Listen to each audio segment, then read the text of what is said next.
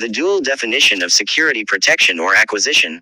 A critical analysis of how states weaponize the language of safety research report. March 2026. Executive summary. This report examines a fundamental tension embedded in the concept of security, its simultaneous meanings as both protection from harm and acquisition of control.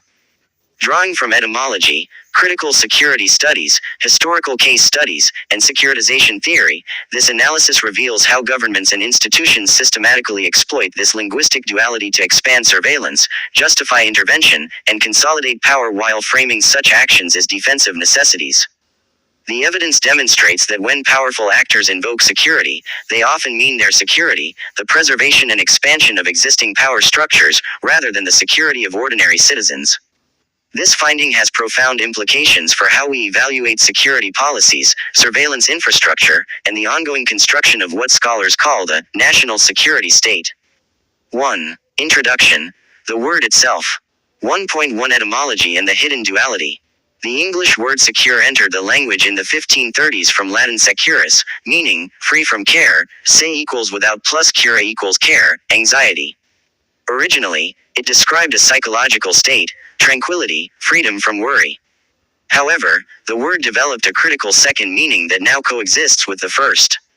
According to Merriam-Webster, secure as a verb means both a. To make safe, to protect from danger. B. To acquire as the result of effort, to get possession of, to obtain. This duality is not accidental. 2. Secure the border, can mean to make it safe or to take control of it. 2. Secure resources, can mean to protect them or to acquire them. 2. Secure our interests abroad, nearly always means the latter while being presented as the former. 1.2 The semantic spectrum. Phrase defensive reading acquisitive reading national security protect citizens from foreign threats expand state surveillance and control secure the border control immigration flow assert territorial dominance security standards ensure product safety control infrastructure, enable access secure interests abroad protect overseas citizens trade infiltrate, influence, occupy. 2. Critical security studies. Whose security? 2.1 The central question. Since the 1990s, scholars in the field of critical security studies, CSS, have challenged the fundamental assumptions of traditional security discourse. Their central question is devastatingly simple. Whose security are we talking about? Traditional security studies, rooted in realist international relations theory, treats the state as the primary, referent object, of security, the entity to be protected. Under this framework, when governments speak of security, they mean the security of the state apparatus itself, its territorial integrity, its sovereignty, its capacity to project power. Critical scholars point out that this creates a fundamental tension. State security is not the same as citizen security. A government can be entirely secure, in the traditional sense while its citizens experience profound insecurity, from poverty, from state violence, from surveillance, from the very institutions claiming to protect them. 2.23 Schools of thought. Critical security studies has developed into several distinct but related approaches. The Copenhagen School analyzes security as a speech act.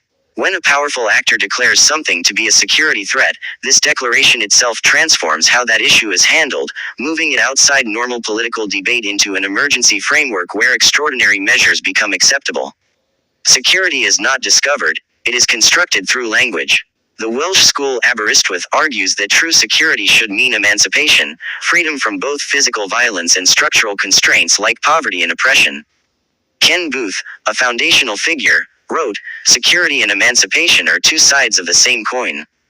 This framework explicitly challenges state-centric security as often antithetical to human flourishing.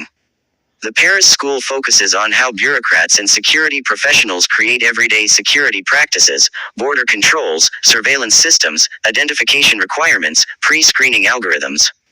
These practices shape reality regardless of whether any actual threat exists. Security becomes a technique of government, based on social control.